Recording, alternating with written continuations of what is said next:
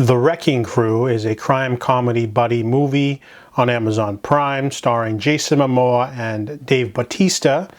Jason Momoa plays a burnt-out cop whose estranged private investigator father is killed under mysterious circumstances in a car accident, but was able to send him a mysterious package. However, the Yakuza show up in force and they press on Johnny. They want the package. He doesn't know what they're talking about.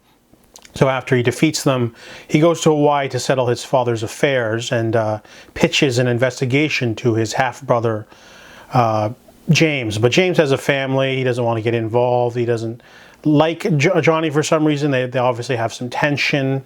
So they go on their separate ways. And as Johnny starts to investigate, he starts finding out about a criminal conspiracy. And then he ends up having to work with his brother in order to bring down the baddies. So this movie's okay. It has some pretty good action. It's from the director of Blue Beetle, so there's a lot of representation in the cast, and they make good usage of the location of Hawaii, but I really didn't like the mean-spirited banter humor. They bring in Jacob Batalon as a friend of the estranged father, and he just swears a lot and doesn't do much, but sort of be support a little bit here and there. And the movie should be more breezy and more fun. It should be more like a sort of kiss, kiss, bang, bang situation. But instead, the action sequences are sort of blown up out of proportion.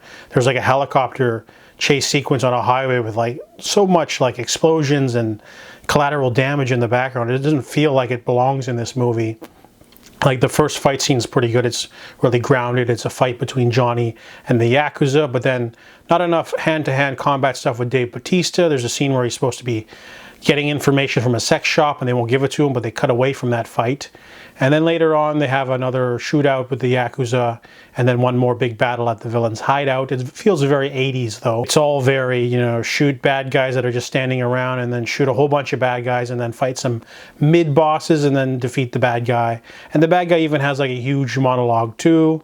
So it's very like 80s, but not in a fun, cool throwback kind of way, but kind of in a, we need to rush this along. We don't need to have a very good story or anything or good emotional moments. They try to have one with Jason Momoa talking about his trauma, but it doesn't, he's unable to sort of deliver that sort of emotion. He's not quite there as an actor. He's more of a brawler action hero, not a acting guy. So that feels a little, it falls a little flat for that scene. And Dave Bautista's fine, but he doesn't get to do much in terms of fighting. He's more of a shooter in this movie, and I didn't like Jacob Batalon. So overall, yeah, the Wrecking Crew, you know, there's even a scene where the police officer, chief guy's like, "You're a wrecking crew, you know, I don't want you doing," they don't really wreck that much stuff.